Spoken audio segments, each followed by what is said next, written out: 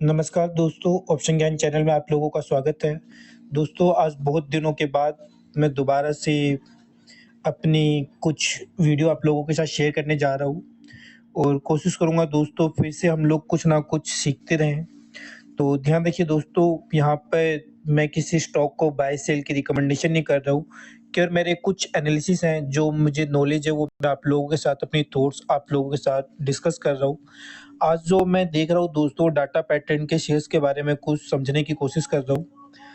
तो स्टॉक जो है दोस्तों, अगर देखा जाए, मैं वीकली चार्ट पे आप लोगों को दिखाने की कोशिश करता हूँ। मेरी जो ऑब्जर्वेशन है वो क्या है? तो अगर आप लोग देखोगे, जो है स्टॉक ने जो अपना हाई मारा था दोस्तों, 3600 का मारा था और अभी आप लोगों को 2443 यानी कि 2450 के आसपास मिल रहा है।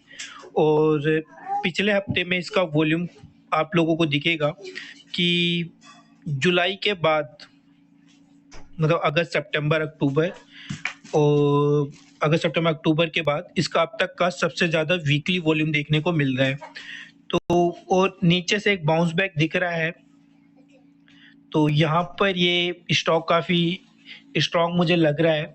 अगर मैं इस शेयर्स को लॉन्ग टर्म के पॉइंट ऑफ व्यू से देखूँ, तो काफ़ी सही लग रहा है इस जगह पर। अगर मैं यहाँ पर इसे बाय के लिए कंसीडर करूँ, तो मुझे लगता है कि ये स्टॉक लॉन्ग टर्म में मुझे मेरी अच्छी वेल्थ क्रिएट करके दे सकता है। अगर मैं रेवेन्यू की बात करूँ दोस्तों, तो एनुअल प्रॉफिट की बात करते हैं। तो एनुअल रेवेन्यू जो है कंपनी का, मार्च 2020 में 160 था, मार्च 2021 में 226, मार्च 2022 में 314, मार्च 2023 में 462 और मार्च 2024 में 565, यानी कि लगातार कॉन्स्टेंटली इंक्रीज करता हुआ नजर आ रहा होगा आप लोगों को टोटल रेवेन्यू। दोस्तों, ये करोड़ में फिगर होती हैं। अगर मैं प्रॉफिट की बात करूं, तो प्रॉफिट मार्च 2020 में 21 था, 21 करोड़ का था, और मार्च 2021 में 55, मार्च 2022 में 94 और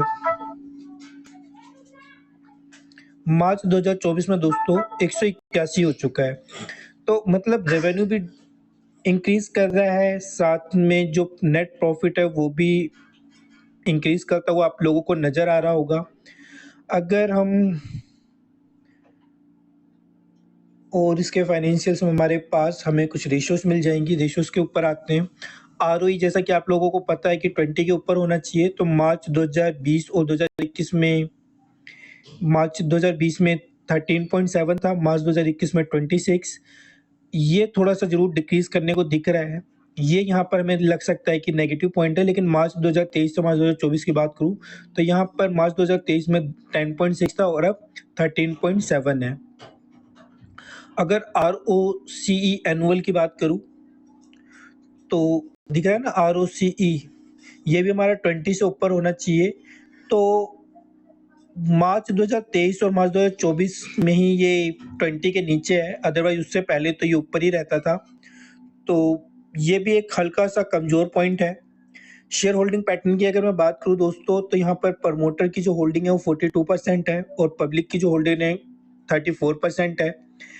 एफआईआई यहाँ पर 14% की होल्डिंग के साथ है और म्यूचुअल फंड होल्डिंग यहाँ पर 6.48 है। तो ये भी अच्छा पॉइंट है इसका, ये भी मुझे प्लस में नजर आ रहा है। अगर मनी कंट्रोल की वेबसाइट पे आप लोगों को लेके जाऊँ, तो यहाँ पे देखिएगा आपको सेक्टर का जो पीई है दोस्तों, ये 46 है और स्टॉक का जो पीई है वो 72 है। हालांकि स्टॉक पी रेशो के हिसाब से काफ़ी महंगा मिल रहा है। सेक्टर के जो पी रेशो होता है दोस्तों, उससे स्टॉक का पी रेशो अगर कम रहता है तो फंडामेंटली वो ठीक माना जाता है, लेकिन यहाँ पर वो महंगा दिख रहा है। लेकिन मैं यहाँ पर आप लोगों को दिखाऊंगा कि स्टॉक का पी रेशो एक बार दोस्तों 100 के आसपास पहुंच चुका था। आप लोग देख रहे हो ना, जुलाई 16 2024 में ये 101 के आसपास था और अब ये स्टॉक आपको करेक्ट होके 67 के आसपास, 72 के आसपास मिल रहा है। तो बेहतरीन है जहां तक मुझे लगता है।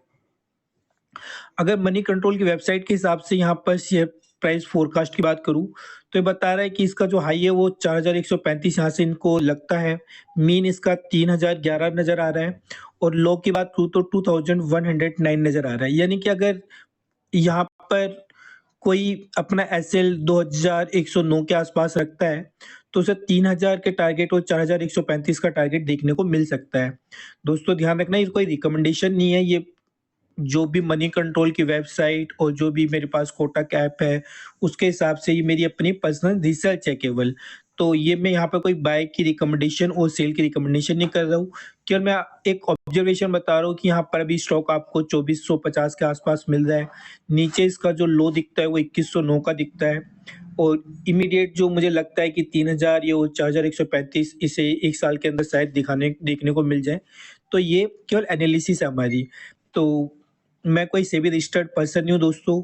अपनी केवल वीडियो जो मुझे दिखा वो मैंने आप लोगों के साथ शेयर कर दिया कि स्टॉक 3600 के प्राइस से करेक्ट होके आपको 2450 के आसपास मिल रहा है। उसका फंडामेंटल जितना मुझे समझ में आता है वो मैंने आप लोगों के साथ शेयर किया।